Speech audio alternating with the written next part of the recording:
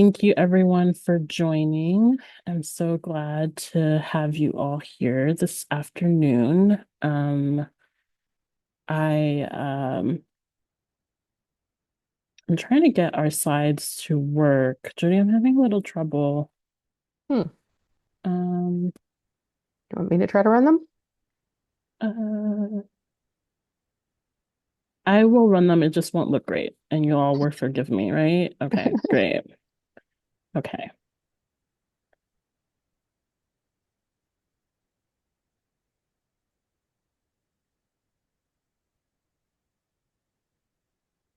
Okay. Y'all see them? Yes. Okay, great. So thank you again, everyone, for joining us this evening. We have 15 folks on the call, which is amazing. Very grateful to have you all here. We have a guest who will be joining us about 8:30. And we have a lot to cover today, so we'll just jump in. We will be talking through our fundraising efforts, get an update on Spiritware, get an update from our treasurer. Dr. Van Leer will be giving us an update. We'll get an update on our teacher wish list grants, which are going wonderfully. We have some volunteer opportunities that have opened up that we want to talk through. We'll chat a little bit about the cell phone policy survey that's up till November 1st. Our guest will be joining us to talk about the APS bond referendum, and then we can chat through any additional updates. So I know y'all have watched Spirit Week. It has been amazing. I'm loving Instagram. Arlington Tech Social Instagram is posting lots of fun photos. So very exciting. I'm going to turn it over to Kim to give us our fundraising update. Hello. I so um why does it say 19,000 though? I'm like, that doesn't look right. The fundraising update is that our goal was $10,000 and we raised 10,563.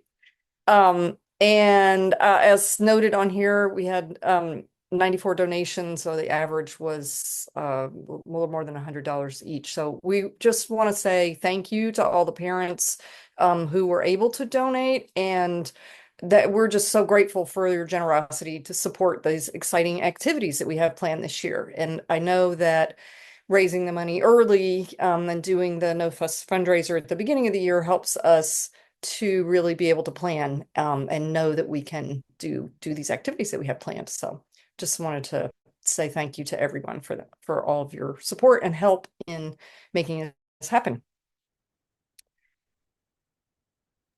And thank you, Kim, for everything that you did to make it happen during very quick, short notice. Really appreciate it. So Jody, if you want to share a Spiritware update with us. Sure. Um, so as you can see up there, we sold just over $2,200 in Spiritware, which is pretty good for us. 270 of that was donated to cover the cost for some students where cost was a barrier. They would come up to our table and say, I really want to get an Arlington Tech shirt, but my parents say, we don't have the money or it's too expensive. So we really wanted to be able to capture those kids that were interested. And so we're working with Jill, the school social worker, to distribute those as she sees fit. We did order 30 items to be given out, 15 pajama pants, 15 long sleeve tees, and she will give them out. And then we have a little bit more that was donated that, and I don't know if we need Josh to speak to this, but we have about an extra $250 that was donated that we actually don't need for Spiritware, and we're hoping that we could just kind of move that into general Arlington Tech funds. And then in terms of where we are, the items arrived yesterday. Elizabeth and I will be sorting and packing them tomorrow, and then we will start sending them home with your students on Monday.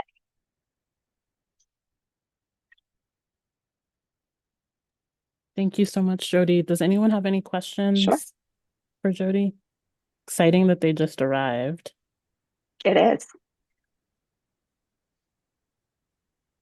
And right on Oh, target. Was this your actually, date? It was it October was our date. 24th, right? It was our date. And one thing I should say is we did ask people when they ordered to put their child's name, their student's name in a note on the order. And I'd say about half of them did. So we will probably need to work with Dr. Van Laer to kind of match up. It's not always easy to match up the parent's name and the student's name. Wonderful. Thank you again, Jody Sure. and Elizabeth, even though she's not on the call. And we'll turn it over to Josh for a treasurer's update. Hi, everybody. As mentioned already, we hit our fundraising goal, which is fantastic. So we are right on target. We've started to send out a little bit of funds for teacher grants and wish lists, as well as for student activities. And as those keep rolling in throughout the year, we'll keep paying those out along with other activities. I'm not going to go through every line. If we are on budget right now, looking a little bit in the positive for the end of the year if everything comes in about almost $600 in the plus. But that's going to depend how things shake out. Usually we don't spend everything. So if there's questions, I'm happy to take them. This will get more interesting as the year goes on, though.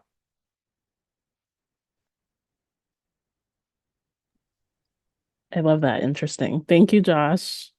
You're welcome. I'm gonna turn it over to Dr. Van Leer. My computer decides to change slides. Dr. Van Leer, you want to share your update with us? Sure. Good morning or good good evening. Okay, so lots of things going on. Obviously, we're going to be talking about you mentioned the Spirit Wear or Spirit Week and the dance, and so we'll talk a little bit more about that. Here's some other things that are going on. So in the upper left, we have 4 pictures of people. That is from a video conference that happened today because we're sending a panel of students to the State Education Technology Directors Association conference on Monday. They're the keynote speakers for a student panel to talk about how technology is being used and what our state level policymakers should be looking into in terms of technology in education. These are students who were in Jerry Mascaloni's statistics class last year. So they're seniors now, but in their junior year, they were in statistics. And I wanted to include it because they're awesome and it's a great opportunity for them. But I also wanted to include it to kind of plug Jerry's statistics class as a class that people should have on their radar. What she did and what she continues to do is she got a grant for it last year and worked with some professors and creating a project that's called Passion-Led Statistics. And students work with large databases that they have access to, and they work the entire year to do original research on topics that they're interested in. And they have lots of support for it with librarians and professors around the state. And at the end of the year, they present their findings at a conference at Nova, and then they go on to other conferences that they have opportunities to present their findings to. And so these are just some of the students. There's May and Caleb and Andreas, and then Sheil and Julian are going to join them. The 5 of them are going to join them to be keynote speakers at this conference on Monday. And then the picture next to that is me with a Tesla, in a Tesla with a Tesla. We went to the Tesla showroom today. We've got Ficker and Sheil in the back seat. These are PBL scholars. They are working on a competition between the group within the PBL scholars. You might know that Wilmer Castro in our collisions class built last year with Charlie, whose his capstone was to lead students in building an electric car, electric vehicle. And they built that last year. A lot of the students worked on it. And this year, PBL Scholars is trying to figure out how to make it a self-driving vehicle. So they're working on sensors, they're working on coding. So they've got a competition, girls versus boys, in terms of what they can figure out on the vehicle.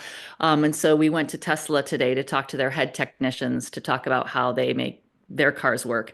There was about, I think there were 8 to 10 students who went. I was blown away with their questions. I couldn't follow the conversation. And the technicians were clearly blown away with their questions. And so some of the technicians would kind of answer something at a 3,000 foot level. And some of the students would say, no, no, no, but I don't understand where exactly in the vehicle that would be. And they really pushed them to give them as much information as possible. So it was really impressive and it was a fun time. And then they took us on out on some test drives in the Teslas, which was fun. And Ficker's comment was, I'll be back tomorrow to buy one. And then down in the corner, and we've got lots of things going on in physics. Those are our physics students who are propelling things across the parking lot. So I just wanted to warn everybody that there are like water balloons going across our parking lot at all times right now because of physics classes and some of the projects they're doing. In the middle, we have AJ. So many skeletons in our building. AJ has helped me lead quite a few tours. We have lots of students who are helping me with tours right now. We just finished this week TJ. Last week we had Kenmore, so we've brought in all the Kenmore 8th graders. This week we brought in all the TJ 8th graders. I'm having tons of students are helping me with tours. 9th graders are not allowed to help. So I'm getting lots of whines and complaints from 9th graders. So if you have a 9th grader, I'm sorry, I'm not allowing freshmen to help with the tours during the day, but they can help starting next year. But on December 10th, we're having the in-person tours. So I've asked any 9th grader who wants to help with tours to please come to the December 10th at 6:30 is when we're going to start it. And I want as many tech students there as possible. And that's when we invite families into the building to see as much of the building as possible. So December 10th at 6:30, I would love your student to help me out on that night. And then last but not least, the 9th graders are building their rockets and we'll be launching them soon. And that's one of the first projects that the 9th graders do using CAD and 3D printers to try to build rockets that will go up as far as they possibly can go up. And then they collect the data and then they try to revise it and fix the rockets so that they're better. So that's their first project. And last but not least, sorry, I don't have a picture for this. Hispanic History Month. We have performances tomorrow during Archers. Each program, including the little kids and Even Start, are all doing a performance to honor Hispanic Heritage Month. So during Archers, students will be invited to come down to the Commons to see that. And that was a whole lot. So if you have any questions for me, let me know. I have one question, Michelle. What is PBL Scholars? Excellent. So our PBL coach, Miriam Thomas, who's also a geometry teacher, runs a club of PBL scholars. They're kids that love projects and they do kind of high-level projects throughout the year. And they run a lot of the activities that we do. And we do grade level projects. They help Miriam run kind of the big town halls or the big public events that we do. So they both act as ambassadors and then they participate in kind of really high level projects throughout the year.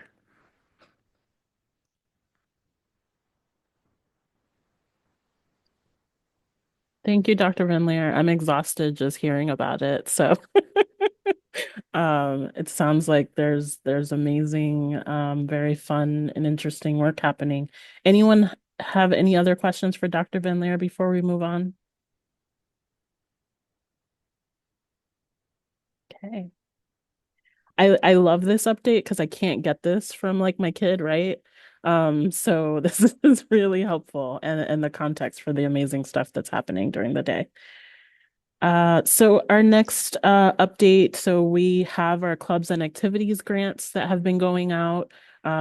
We went to school during the activities and clubs fair a couple weeks ago. We set up a table and we passed out flyers. to let our students know that there were grants available to support their clubs. So far, we've received 8 grant applications. Most are requests for the max of $250 that we've set for the grants for this year. With the ones that have been approved and some that are pending, we have about $1,900 allocated, with a little bit more than 3,000 left. Some of the clubs and activities that have submitted are esports, HOSA, the band club, which is a new club, and Baking for Good club, which is also new, helping out Ultimate Frisbee, the senior boys cohort, Django Girls, and Sister Circle. And some of these range from field trips to materials, jerseys, hoodies, prizes for some competitions. So really fun and exciting, and a great opportunity for the students that are filling out their grant applications, and excited to hear back from us.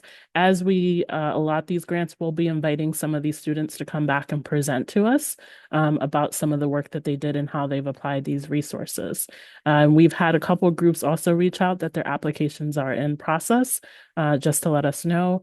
I would say if your students are part of any clubs and you think that they might want to submit, or you want to encourage them, if there's a club that doesn't exist and the resources, 50, 100, $200 can make a difference, please encourage them to submit a grant application. I'm happy to send over the link.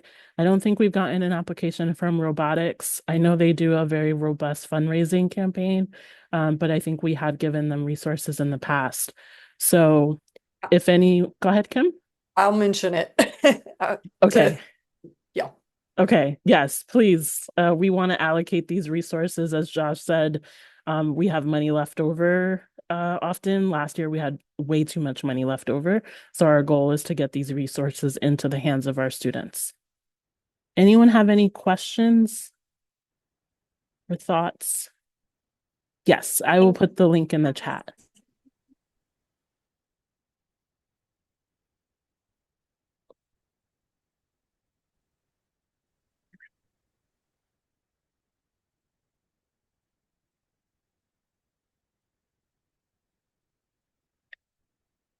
I'm freezing on my end. I may have just missed what was said. Nothing? Okay. I will definitely share the link. Teacher wish list grant. You want to jump in? Yes, hi. Thank you. Hello, everyone. So we have 4 grants that have been approved to date for a total of approximately $900. And as the slide says, the average request size was $225. There is a correction here. It's actually $350 that remains to be awarded this fall. In the treasurer's report, it noted the budget is $1,250. So with the $900, it leaves us with $350 for potentially a couple more grants that could be funded. And these funds are paying for engineering and English class books, paint easels, volleyballs, and pickleball paddles. So really going to a variety of classes, and will be put to good use. Thank you so much. And I believe we've received significantly more grant applications this year than we did last year, which is awesome because we had a good amount of money left over, and this year looks like we won't have any. By this time, because we started early October, and so we gave them a month to kind of submit applications, and we can extend it into early November if we still have some money available.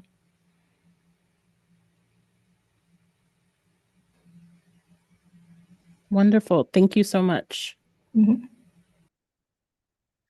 So talking about appreciating our teachers and making sure they have the resources that they need, we've been thinking through a strategy and a plan for our teacher and staff appreciation. So what we found is that we could stretch some of the resources that we had allocated for Teacher Appreciation Week, and be a bit more inclusive of some of the staff in the building that also support our students. So we were able to share gift cards, small Dunkin' Donut gift cards for National Custodians Day. I believe it was 9 custodians we were able to give thank you cards to. And that was really exciting. And depending on the number of staff for each of these other days, we're looking to just show and highlight appreciation in the lead up to Teacher Appreciation Week. And to support that, we need volunteers. So our Teacher Appreciation Week volunteer union needs to step away from that role. So we do need someone to help lead us for Teacher Appreciation Week. It is a pretty big lift, but there is a plan that has already been put together. There's an amazing framework that was done last year that we plan to follow for this year. And we would like another 2 to 3 volunteers that work with the lead to help with some of those additional staff appreciation days and that Teacher Appreciation Week just to help share the responsibility. So if anyone on this call is interested in helping with Teacher Appreciation Week, I think we're going to kick off and have our first call in about a week or two. Or interested in being one of the committee members. We have the 13 applications for parents and families who said they were interested in volunteering. We will be reaching out to you first to share this opportunity. But if you have a burning desire to oversee all of Teacher Appreciation Week, I would love you and I would appreciate it. So feel free to reach out. And speaking of volunteers, thank you for everyone who's signed up to volunteer for tomorrow night to ensure that the students' dance is a great success. We still need 2 volunteers to help with setup between 4 and 7. If you can't make that long of a commitment, I think even an hour or 2, if you're able to join. I know the students, Jody, your cat is in the frame. It's very cute. Yay, hi. So even if it's an hour or 2, I know the students who lead dance committee will be there to help set up, but if we can get 1 or 2 additional volunteers, please join. Otherwise, all of the other volunteer roles are filled, which we appreciate, including dropping off of ice and water. So thank you to everyone who has signed up there. And we are going to move to chatting through cell phone policies. I just wanted to flag for you all. I know there is a survey that was just shared last Friday that's open till November 1st, and I'm going to share a little bit more information on that. It's an anonymous survey for us to share information. Yorktown PTA has done their own survey internally with 94 responses, primarily from parents. And what they found was majority strongly disagreeing with the policy, mostly in support of keeping with the no phones during instructional time, but not taking phones away for the full day. So we want to encourage you all to take the survey. We'll send this link in the follow-up as well. And this is the APS survey that's open through November 1st, which is different than some of the other surveys that APS has had. And I wanted to open up to you all. I know Yorktown did their own survey. Is that something that you all would be interested in doing? Like, do we want to hear from the parent community or student community on feedback? Yorktown PTA presented a letter to the board with an attachment with all the comments and the results of their survey. So just wanted to open it up for ideas or suggestions.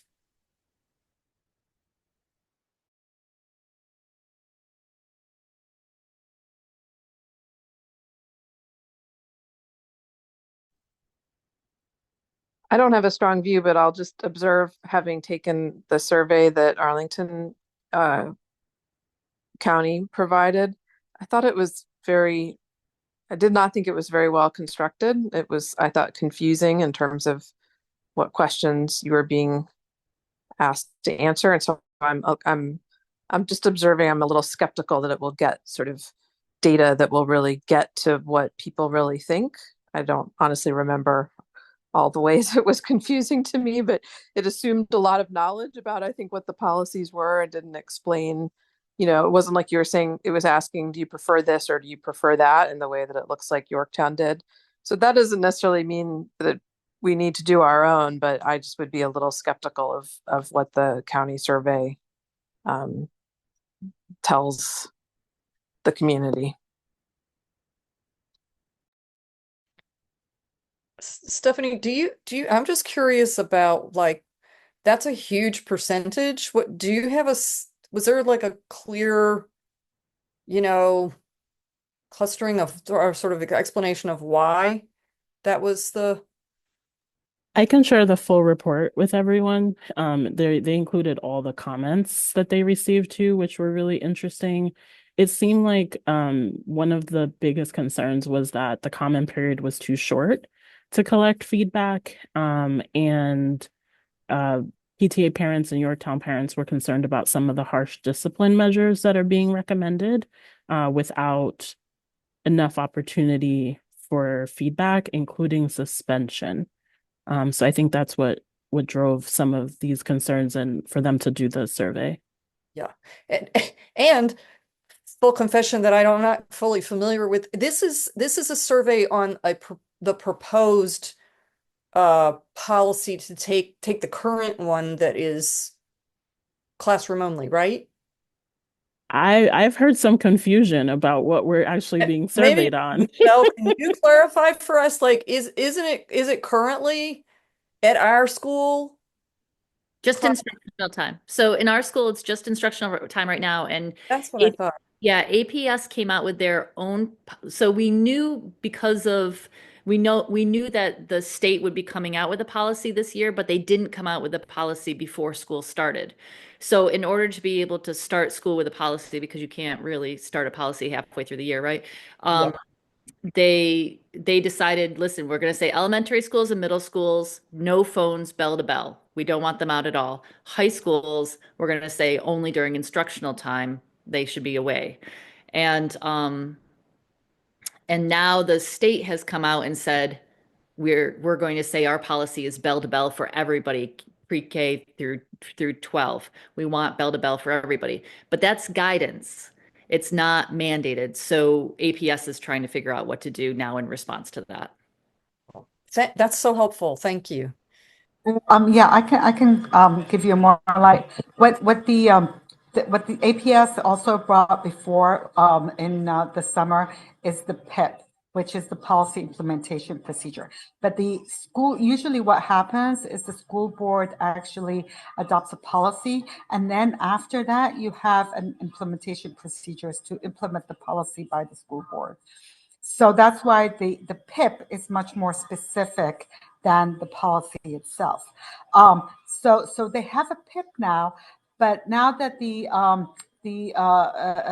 Department of Education came out with their draft, with their guidance, and as Dr. Van Leer correctly pointed out, it is only guidance, so it's not mandatory on APS, but they do ask for bell to bell and no phones whatsoever on campus during bell to bell for all K through 12. So now the school board issued a new revised, but they had originally drafted the policy, but now they have a new draft policy that actually adheres to what the state is recommending. And then after that, they will have to fix the PIP to follow that general policy. So when you read the policy, it's very general, but it does include cell phones and includes smart watches, which before were not included. So smart watches now are included, and any other devices that can potentially connect to phone. And then you also have the bell to bell. So, and then you also have the penalization, which you can include suspension. So that's also big. And a lot of the SEPTA parents are objecting to it because a lot of their students actually need these both as regulatory tools or like diabetics being able to reach out to see something, or let's say in bullying or kids with history, they can't use the phone as a defensive mechanism of, let's say, filming the bullying or that kind of thing, or during lockdowns, to be able to calm down and be able to text with their parents so that they can get that anxiety under control, or in general, the anxiety part. So there are a lot of parents who have specific reasons that they are concerned about. But then there's a lot of parents who like, that everybody's equal. But then the parents who are concerned about it are also concerned that their kids, even though, let's say, they put in an IEP or a 504, that, they will stand out also. And it's like, well, why do you have this? And so there's the privacy issues. So there's a lot of, concerns that run the gamut, but that this is why it's important to give a comment. And from my understanding, Dr. Van Leer, my daughter tells me that this is not an issue at Arlington Tech, that in general, Arlington Tech students have been pretty good, even prior to this year, with their cell phones. Now, her perception may be completely off because it's just maybe her classrooms, but I would like to hear, how do you feel about it in Arlington Tech? Is this an issue? How serious of a problem is it? Do our teachers want this? Kind of like, does it fit with the culture? Do you think, like, if the students had the ability to use their phones between classes or during, let's say, Archers, would that be an issue for Arlington Tech? Like, how's the? Yeah. It's a good question, and I have not heard any complaints this year. Teachers said in the beginning of the year that they had to give a couple of reminders, and students responded right away, and that during classes, they haven't had any issues. And I do not think that anybody is concerned about students using phones during lunch or non-instructional time. I haven't heard any discussion on that. So I think the overall feeling is we're fine with how it's going right now, and I haven't heard any complaints with how it's going right now. I mean, the bigger issue that teachers talk about is kids being able to focus on what should be on their screen on their laptop is what the larger issue is, and that the phones, they're like, yeah, phones aren't our issue. It's okay. So I would agree with what your daughter said, but that's a very general kind of high level answer, and so I would have to ask some teachers more specifically if I'm missing anything. Thank you. And I think I've heard the same from my own child in terms of it like being a non-issue. A lot of times phones are also used in between, like if they're outside or part of a project, if they're taking photos. Um, I think my concern is like it's working for us, like we adhere, they fall, right? It's not a big issue. But if guidance comes and says phones away for the day, like that's going to change our culture in a way of something that's, not a big issue for us. So I think in that vein, it could be helpful to capture our voices and our thoughts before a decision comes down. Um, but that's just what I'm thinking at the moment in terms of gathering feedback and teacher feedback. I think student, teacher, parents, and families, we are a different community. We're not like all the other schools, and we are small and different and project-based and hands-on. So yeah, I guess I'll think about it. If anyone else has anything they want to add. Go ahead, Kim. I just had a question. I thought I heard that there was some schools that were doing bell to bell this year as a test, like Mhm. a pilot project. Do we know which of those schools, and is there any, I mean, it would be helpful to hear something from those schools. It seems like if the county is looking at, I mean, I'm sure APS is, or the school board is looking at that, but is there any information for the rest of us? I don't have any information on that. Wakefield was the one that I know did the pilot for the pouches to be bell to bell, and I think there's one other school that did it, but I don't remember whom, and I haven't heard anything from it. Somebody in the Dimit said a number of middle schools.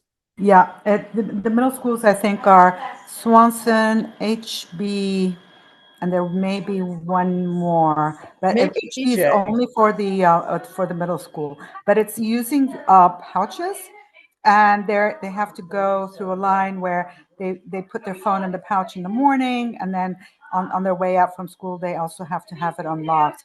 From my understanding, from anecdotal, is that a lot of kids have bought openers from Amazon, have figured out ways to open it. These patches cost around $30 per pouch. So a lot of people are not excited about spending money that can go to more important things in APS. So there's mixed feelings about it. Oh, sorry, I pressed mute by accident. Also, I hear that students at Wakefield, that in general, they think the people at Wakefield feel that it's working, but then the students are like really upset about it, and looking at attendance rates at Wakefield, I'm wondering how much that's contributing to that. And this is just me conjecture on my part, but that's a concern. If kids are going to feel like, especially when kids come from, let's say, lower income households who have jobs after school, they can't even see if they got a message that says, yes, we need you, no, we don't, this time is, whatever, like things like that, where they actually need it for their day to understand what's happening, that they're not necessarily going to use class time for, but they could potentially at lunchtime.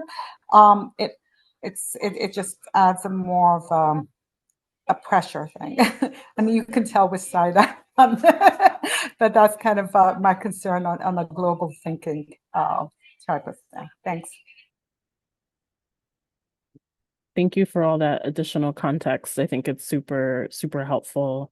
I think we'll as a board kind of step back and think about whether or not we do a survey of our own to capture the voices and thoughts of our students and teachers and families. And so we'll get back to you all on that. We are running right on time, and we have a guest with us today. We have Tenley Peterson joining us. Hi. Hi, How are you? Thank you for joining us this evening. of course. Happy to So be I will here. turn it over to you.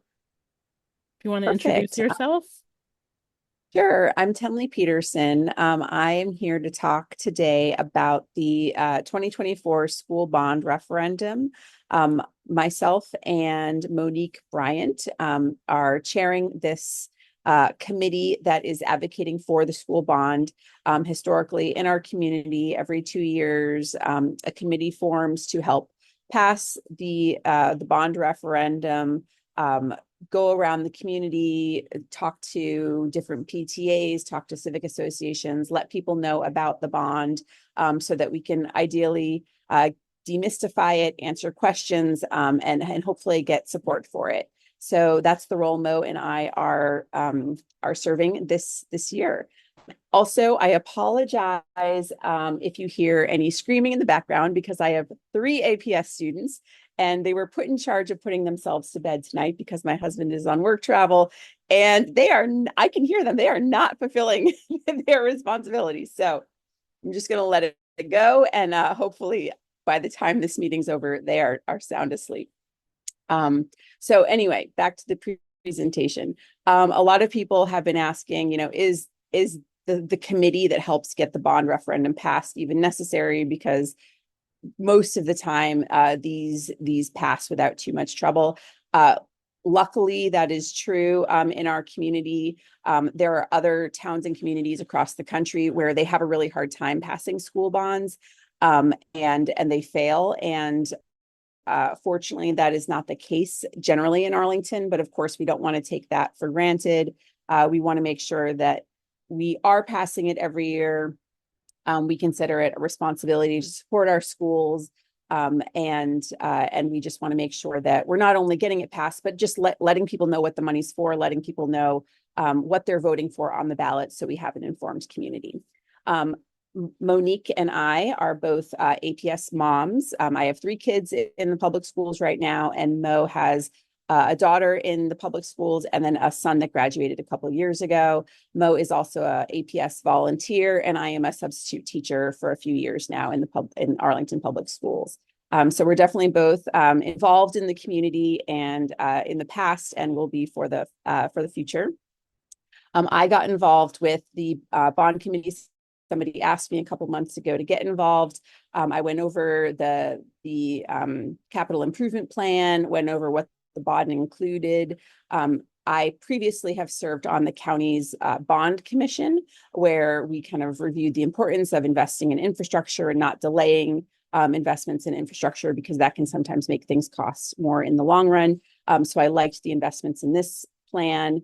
I'm also on the planning commission, and we talk a lot about the importance of adaptive reuse, which has a lot of environmental benefits. We also talk about the priority of green space in our community with limited land, like making sure we take advantage of as much green space as we can. That's part of this bond. And I also served as co-chair of our Public Facilities Review Committee, where we actually looked at the Career Center project at the future Grace Hopper Center. And so just from being involved with that plan and kind of being part of neighborhood discussions, I wanted to kind of see it through and kind of make sure we're fulfilling the commitments to the community. So if we go on to the next slide, this explains our kind of capital improvement plan. So every 2 years, the school board reviews kind of all of the big projects that the community needs, the big capital needs, new buildings, updates to existing buildings, big infrastructure projects. What are we expecting and anticipating that we'll need over the next 10 years? And then looks at, what we need to get those things paid for. So every 2 years, we kind of update the 10-year plan. So we're slowly moving forward, making updates as needed. If we decide, COVID kind of threw everything into a loop. And so, maybe that changes some of the needs with like HVAC systems and things like that. So there is flexibility to update the CIP since it's redone every 2 years. But it is meant to be kind of a long-term plan for the community to be able to rely on. And it's voted on by our democratically elected leaders. And there's a big process that takes a couple of months where the community can weigh in, schools weigh in, teachers, students, parents, all kind of put their input in. And so that helps shape what our democratically elected leaders vote on. So if we can go to the next slide, please. So some things that are in the CIP for the next 10 years. We're looking at security vestibules to keep kids safe, renovations of kitchens so we can get healthier food prepared on site, completing the modernization of our enterprise resource planning system for better HR. I can say as a substitute teacher, improvements to our HR system are appreciated. Replacing athletic fields at schools, converting athletic fields from glass to turf, using the coconut husk turf is one of the priorities now. Making the heights down in Roslyn universally accessible, continuing the Grace Hopper Center campus. I think you all will appreciate that. Updating your old school building to be used by MPSA so that we can get some green space, updating the critical notification public address system, doing feasibility studies for 5 high need schools. So the schools do kind of a study of all of our facilities to kind of see where we are, and then looking at which ones kind of seem to have the highest needs. Then they do deep dives on those 5 facilities. They take about 9 months to do one of these deep dive studies. So then they can really see like, what do we need to invest in? What are the most important issues to get this school to best serve the needs of the students and their learning? And then looking at electrification of ATAC school buses. So then if we go to the next slide, we can go over what specifically is in the bond that's on the ballot this November. So we're looking at major infrastructure projects, which are roof replacements, HVAC replacements, so we can get fresh air in the schools, make sure that the temperatures in the classrooms are at an appropriate temperature for learning. My kids actually go to MPSA, and my daughter's HVAC system hasn't worked for 2 years. And so she has to wear like winter coats all year long, which is fortunately she has a nice warm coat, but I see how that can be the best learning environment. So getting these HVAC systems updated across the schools is really important. The Kenmore Field conversion, converting this from grass to coconut husk turf field, which means more time outdoors, fewer times the field is closed during the school day or on weekends or in the evenings for soccer practice. So more time for kids to be outside, being active. The adaptive reuse of the Legacy Career Center for MPSA use. I'm sure you all are familiar with this, but that moves the kids from the old Patrick Henry building across the parking lot to your old building, so that we can then convert the Patrick Henry building to field space or open space to be used by everybody that's on that campus, as well as by the neighbors in the evenings and the weekend. And finally, updating kitchens so that we get the fresher food. So it's about $84 million for this. And we have a bond flyer, which I did circulate to Stephanie, and she can put that in a newsletter if y'all have it, or a listserv. But here's just a little bit more information. The bond. One of the things that I like about the bond and the CIP in general is that every 2 years, the CIP is updated and the bond is written in a way that gives the school board the ability to invest it where they see, most crucial to supporting the kids' learning and the teachers. So right now we've got a great CIP and we've got the needs identified. And if in 3 years, maybe there was some sort of emergency or some sort of issue that a new school board came in and said, we actually see another thing being a super big priority. They do have the flexibility to update a CIP and reflect that. Overall, supporting the bond is really good for strengthening our neighborhoods. Investments in our schools are always great for strengthening our neighborhoods. It attracts new families and businesses to the region. One of the reasons that Amazon wanted to come to Arlington is because we have such a strong school system. They said that to our economic development team. So keeping our investment in our schools, making sure our infrastructure is supported, is good for, keeping our school system strong, but also saving money in the long run. If we defer maintenance on roofs, then it can get more expensive. If we defer maintenance on HVAC systems, then it's less economically less environmentally efficient and can cost more money for the maintenance.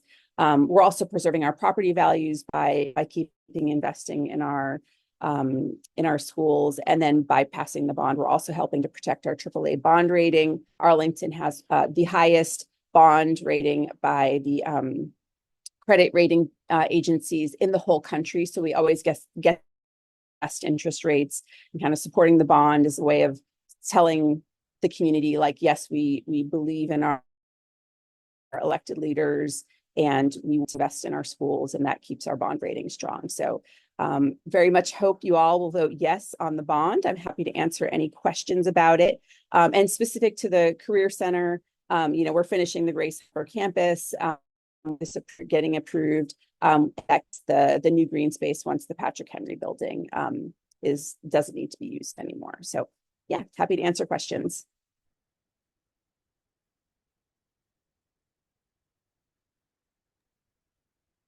Thank you I so just wanted, much. can I ask a really quick question? In your time in the service that you're doing right now, and thank you for the service you're doing right now, what has been has there been one item that you've heard specific pushback on, or one item that people have the most questions about? Yeah, I think there is hesitation about the MPSA building moving to the Legacy Career Center. So that wasn't part of that got approved in the most recent CIP. The school board vote was 3-2. So it did pass, and the 2 school board members that didn't support the original CIP as voted on do support the bond itself. So they're saying like, yes, we do need the bond. We hope everybody votes for the bond and it passes. But yeah, I think there was just concern about moving MPSA. It's pricey.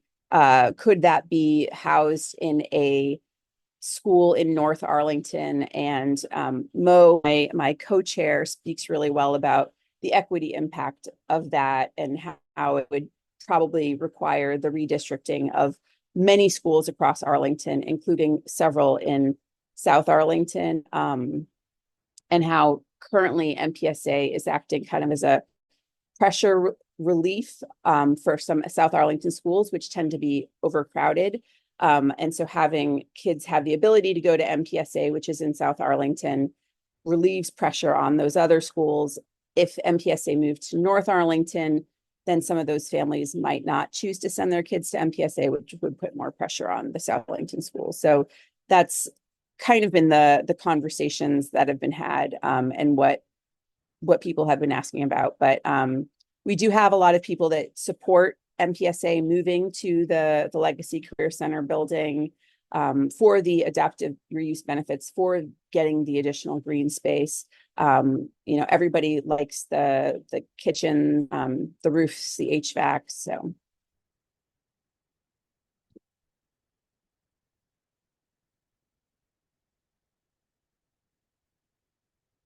Thank you so much. Does anyone else have any questions?